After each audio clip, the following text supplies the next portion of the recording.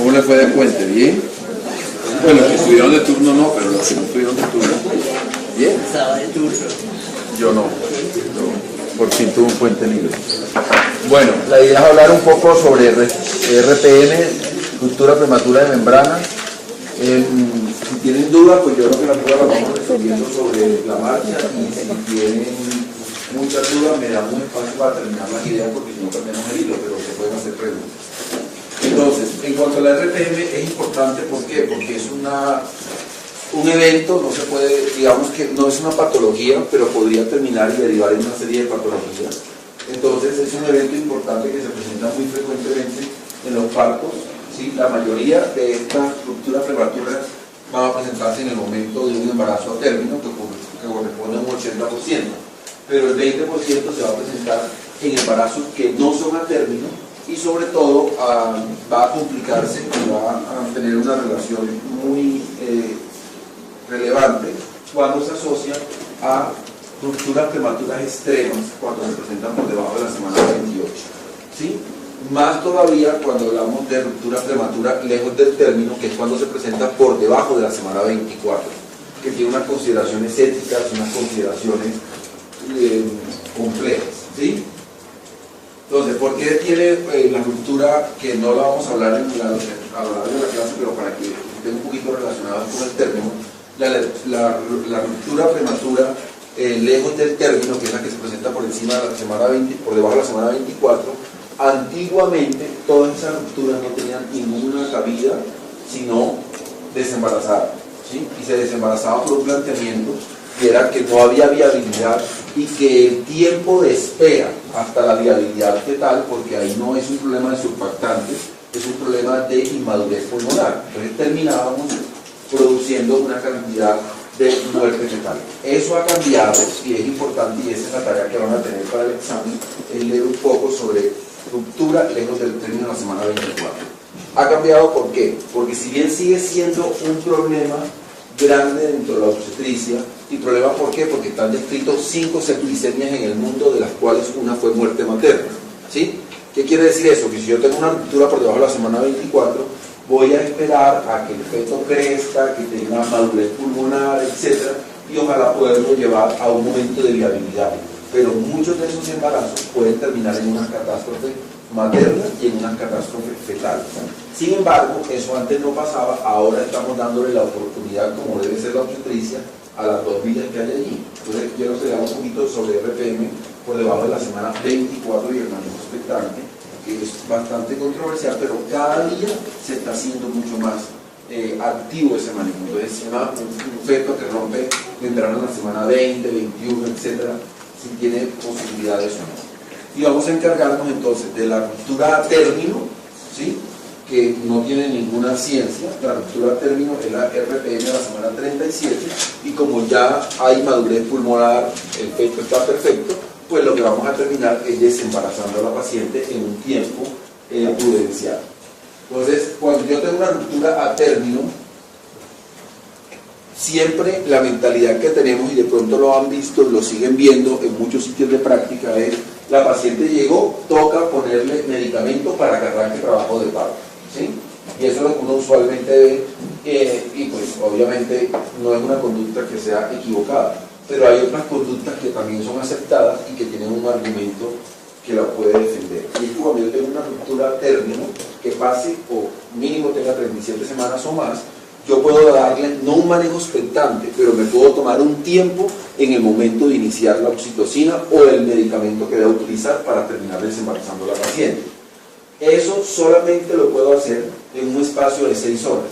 Es mejor el caso clínico concreto. La paciente llega con ruptura 37:00 a las 12 de la noche. No es que estemos pensando en no dañar el sueño a la obstetra, no, pero si se puede dormir un poquito en el turno, si poner en peligro a nadie, pues se duerme, ¿sí? El problema es cuando se duerme y se pone en peligro al paciente y a todos los demás. Entonces, si llega a las 12 de la noche y tiene 37 semanas, no hay que correr, y es una posibilidad de ponerle oxitocina en ese momento. ¿Por qué? Porque la mayoría de los trabajos de parto a término, o la mayoría de los embarazos a término con ruptura, van a tener trabajo de parto dentro de las 6 horas siguientes, ¿sí? Y el parto, aunque estamos cada día siendo un poco más intervencionistas, es un proceso fisiológico, natural y que le va mucho mejor a la paciente cuando no intervenimos. Pero hay momentos en que toca intervenir. De hecho, yo no sé si eso no sé si lo saben, pero las contracciones que se producen a base de oxitocina son contracciones más dolorosas que las contracciones fisiológicas. Y eso se lo puede preguntar a la paciente. Es una contracción más sostenida, por lo tanto la percepción subjetiva que tiene el dolor la paciente es peor, ¿sí?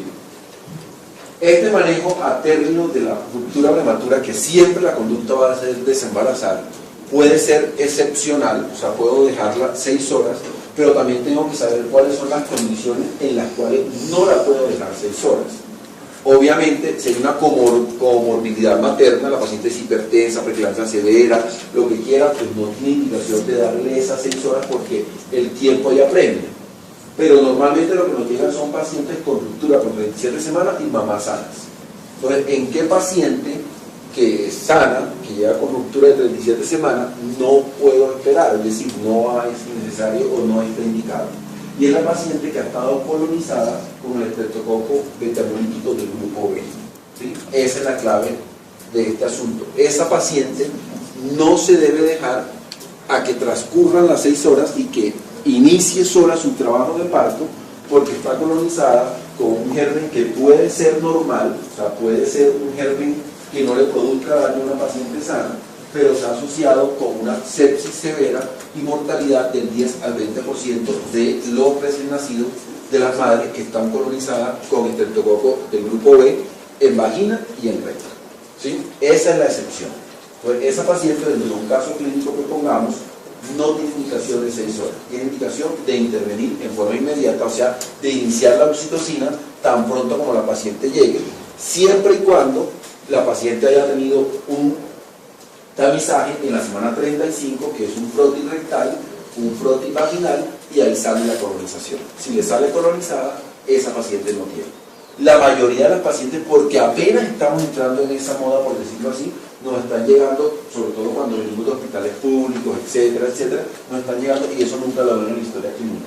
Pero es mandatorio en este momento, a la semana 35, hacer un tamizaje de estreptococo beta-hemolítico del grupo B para tomar una conducta que también ahorita la vamos a ver. Pero esa conducta quiero que la tengan clara en el embarazo término, que es lo único que marca la diferencia. ¿Listo?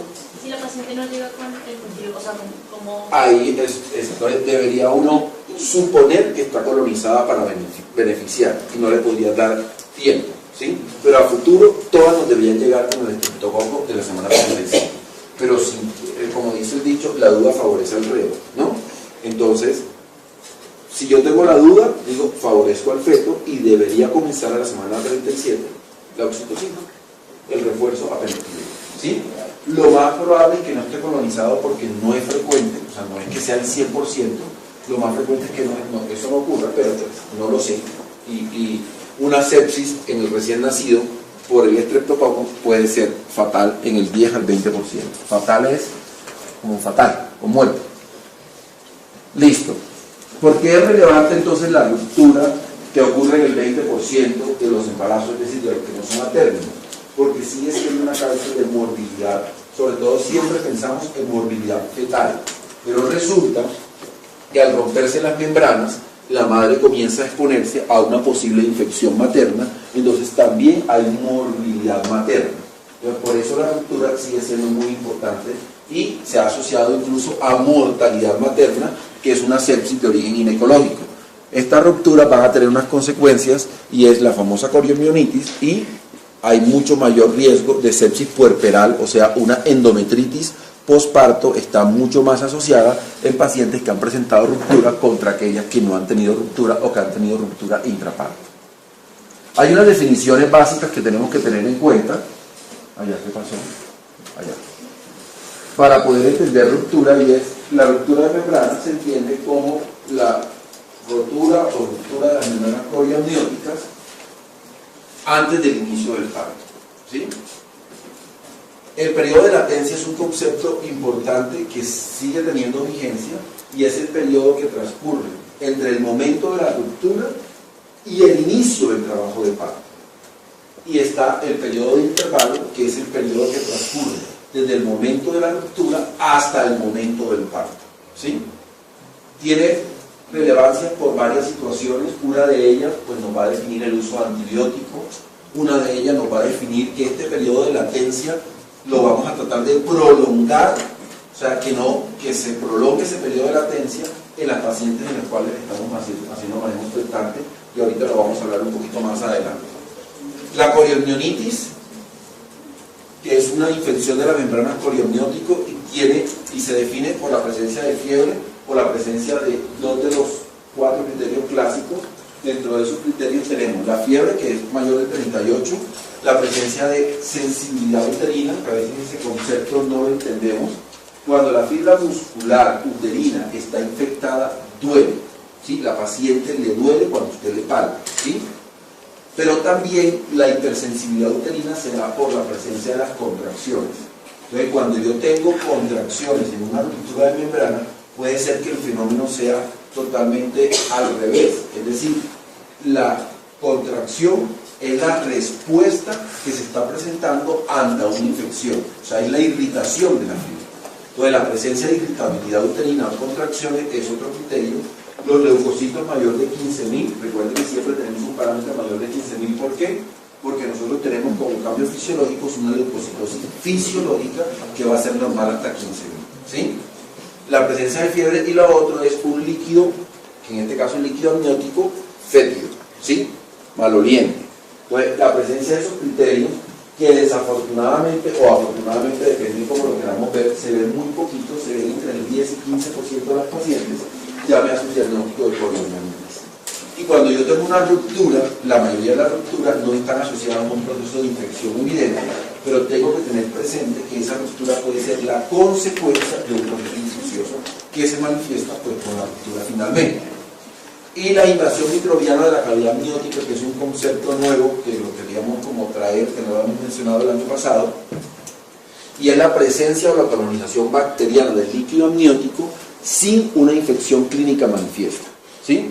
Que está generando un poquito de controversia cuando se hace el diagnóstico de esta invasión microbiana de la cavidad amniótica en cierta edad gestacional, es decir, por debajo de la semana 30, se podría contemplar el manejo antibiótico y mirar si esa infección de la cavidad amniótica se controla, siempre y cuando no haya clínica de infección para que pueda hacerse, porque si no, no cabría la definición, y en ese caso podríamos continuar con el embarazo. Eso es lo otro que quiero que lean un poquito, que es la invasión microbiana de la cavidad amniótica, pero básicamente lo que le estoy diciendo, y es un poquito controversial el manejo, pero estamos tratando de lo que hemos descubierto, que puede haber infección, o sea, puede estar colonizada, pero clínicamente no. Si usted lo descubre por alguna razón, pues debería plantear en cierta edad gestacional antibiótico y mirar si desaparecen las bacterias para continuar el embarazo. ¿Listo? Bueno, ¿dudas hasta ahí? No.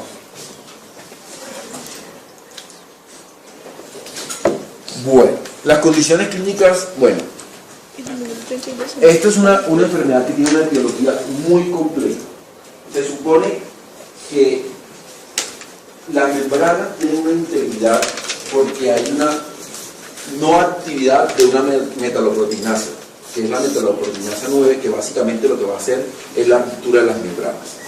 Se está tratando de establecer qué paciente va a presentar ruptura desde el punto de vista de biología molecular, y es cuando esa metaloproteinasa se va aumentando antes de tiempo. O sea, es normal que la metaloproteinasa al final del embarazo comience a aumentar para que produzca un adelgazamiento de la membrana y en algún momento el trabajo de parto se rompa. Esa metaloproteinasa, cuando se está aumentando hacia la semana 14, 16, por varios factores infecciosos, etc., es lo que puede producir esa ruptura a la semana 20 que no esperábamos, porque se comienza a aumentar y lo que no está muy claro es por qué se está aumentando. Entonces se asocia a un proceso infeccioso, pero yo no siempre voy a encontrar infección en una ruptura. Digamos que esa es la etiología, y hay un desbalance entre lo que mantiene la integridad de las membranas y lo que favorece la destrucción, que básicamente son metaloproteinasas, para que lo tengan como en cuenta. Lo que nosotros tratamos de manejar más es factores de riesgo que conviertan ese embarazo de control prenatal que tenemos ahí al frente en un embarazo de alto riesgo para ruptura de membrana. Y eso es muy importante y no se nos puede escapar, ¿sí? Y no se nos puede escapar porque es importante, y esa es la tarea que van a tener para el examen, es leer un poco sobre ruptura lejos del término de la semana 24.